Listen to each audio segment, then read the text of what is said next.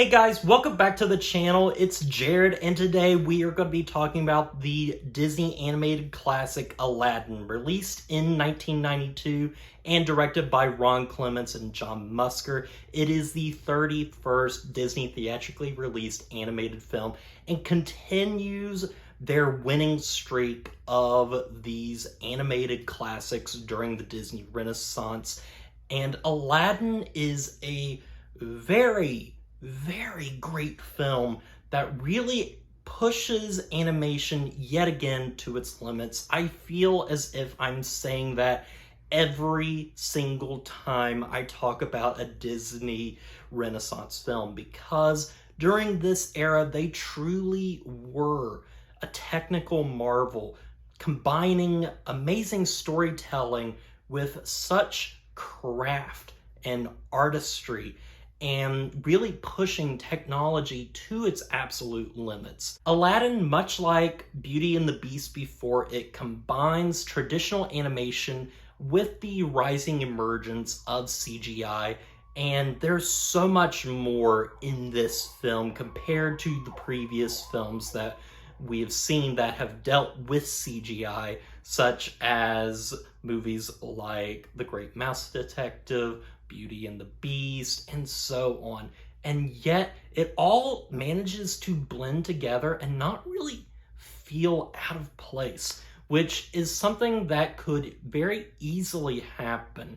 And it's only used for particular movement that just can't be matched with animation in particular. There are instances where I think traditional animation could have worked. However, I think the CGI allows an otherworldliness, such as with the Cave of Wonders segment in particular. The lion head is just so grand, so large, so otherworldly that I think the CGI works wonderfully in that moment.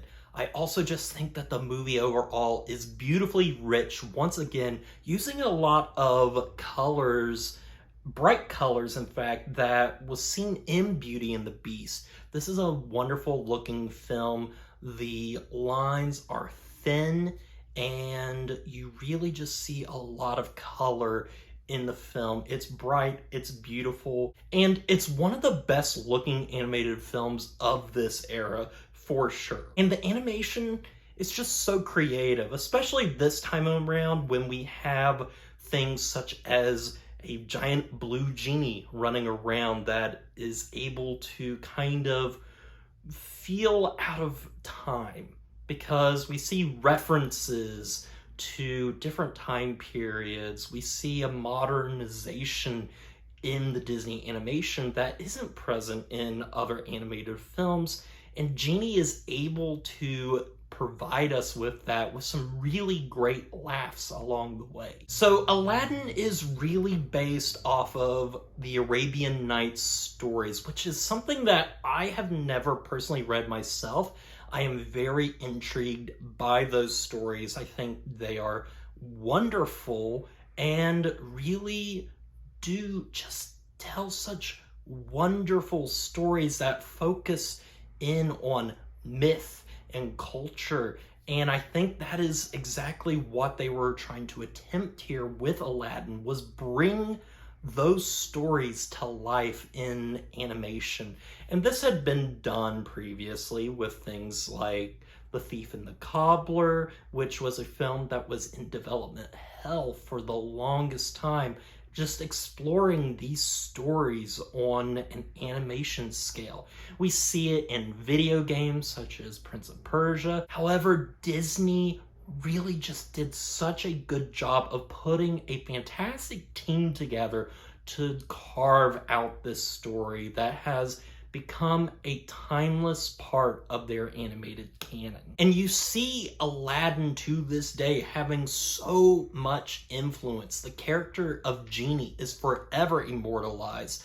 The relationship between Jasmine and Aladdin is timeless. There's so many great, wonderful pieces of imagery that has become so iconic through t-shirts, video games, the Disney parks, and even a live action remake. Aladdin is one of the most integral Disney animated films, period. And it's just so amazing to sit down and actually watch one of these films that is so influential, because when you watch it, you really get to see exactly why that is. And at the heart of any good story, and at the heart of a lot of these Disney Renaissance films, are fantastic characters. Aladdin, Jasmine, Iago, Genie, Jafar. Everybody is so integral in telling a very fun and energetic story that is for girls as much as it is for boys. I might even say that Aladdin is more for boys than girls, but still, there's so much to love here, and these characters are, again, so well defined. Aladdin is basically a street rat. He is on his own, living life in Agrabah, and dreams of wanting so much more for his very somber kind of life. He is dealing with starvation, the problems of being poor, and we really do root for him. And his relationship with Genie in particular is truly, I think, the heart of the film. There's a lot of buddiness with the movie in particular that I really enjoy, and I think that the voice actor for Aladdin, along with Robin Williams, have such great chemistry. And Robin Williams in particular is really great as Genie. We have seen, obviously, other actors continue this role through other animation efforts, as well as Will Smith in live action. However, I just don't think you can really do Genie justice without Robin Williams. And Robin Williams put so much heart and care and charisma into this role. It is, at its heart, another Robin Williams performance, but it's a very well done one with a character that really stands out and is such a big influence in all of Disney culture. Genie's face is everywhere from promotional material, and that is one of the gripes that Robin Williams had with this movie. He didn't want any of that, and they used it, which is why he never returned really to do anything after this in particular with this character, despite the fact that it really is such an iconic performance, and it's a really funny one too. There's just moments with Genie where I just laugh from beginning to end. Most of the jokes in this movie land. And then you have Jasmine, who is your traditional Disney princess with some spunk to her. And her and Aladdin's relationship is just a lot of fun. They are both seeking different things in life, and they somehow manage to meet each other right in the middle and fall in love. It's wonderful. And you know what's also wonderful? I'm gonna say it. It's the music.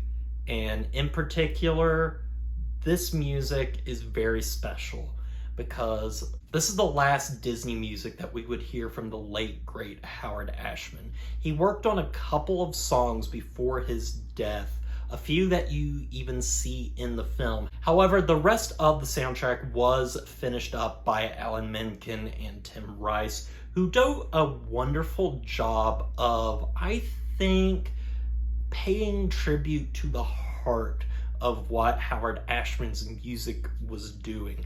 The intro song in particular, Arabian Nights, is such a catchy tune for the beginning of this story, making you feel like you are listening to something extremely old. He did the same thing in Beauty and the Beast itself. And then you have the Prince Ali song and so many others that are just absolutely wonderful, from not just Howard Ashman, but the works of Tim Rice and Alan Menken as well, that do a wonderful job of continuing that theme throughout the entire film. The music just rocks and is one of the best things in this movie, and part of why this era of Disney animation was so good when it came to the music, because it truly felt like it was about something, that it was very rich. And something that I think is really cool is that Aladdin, as far as I know, is the first Disney animated film that is a musical to have a male character have an I Want song. We have had this with so many female characters, particularly princesses, that this is the first instance that a down on his luck male character has this type of song. And I think it just shows that we can have this type of music with a male character as well. Male characters are supposed to have the stigma of being the macho man. They're not supposed to show your feelings, and I feel like that is a trap that most men get themselves into. They're not allowed to show emotions, and yet here is Aladdin in this moment singing his heart out about what he wants in life, and I think it's one of the movie's strongest moments. I said before that Aladdin is kind of a boys' film. It is romantic in a lot of ways, but I can see a lot more boys watching this movie in comparison to something like Beauty and the Beast. And I think that is due to the more male character that you have, a lot of the buddiness of the camaraderie of the characters, and it's more swashbuckling overall. This is an Arabian swashbuckling tale that I think is extremely entertaining, and it just kind of shows the sentiments of the directors who would eventually go on to do other films in this sort of vein, such as Hercules, as well as Treasure Planet. In fact, you can see the seeds of what they were working on with Treasure Planet in this film. It's big and grand and sweeping and has a complex main character that I think that they were trying to reach towards in that film. You see a lot of that influence in their sensibilities for the craft of animation here. They were thinking big and large, and I wouldn't say that Aladdin is a super large-scale film, but even compared to their previous works, especially The Little Mermaid, it is so grand in its scale. I love Aladdin. I don't think it's one of my personal favorites. There's different Disney animated films that I prefer over this film. I don't find myself wanting to revisit it a whole lot, but it is one that I think does stand the test of time. It is entertaining and has just such wonderful characters and music that really makes it stand out, and it's a reason why this film is considered one of the best of the Disney Renaissance. It's just not one of my personal favorites. So in terms of a rating for this film, I'm gonna give it an 8 out of 10, which is still a great rating. It is a great movie, just not one of my favorites. But that is all I got for you guys. I hope you enjoyed this. I am very much looking forward to the next Disney animated film to talk about, which needs no introduction. It's The Lion King. So look forward to that review coming towards the end of the month, and look forward to the rest of my Superman reviews that I plan on doing. I originally intended for those reviews to be done by the release of the new film. I don't think that's going to happen now, but look forward to them nonetheless. And as always, don't forget to like, comment, and subscribe to the channel, and stay positive.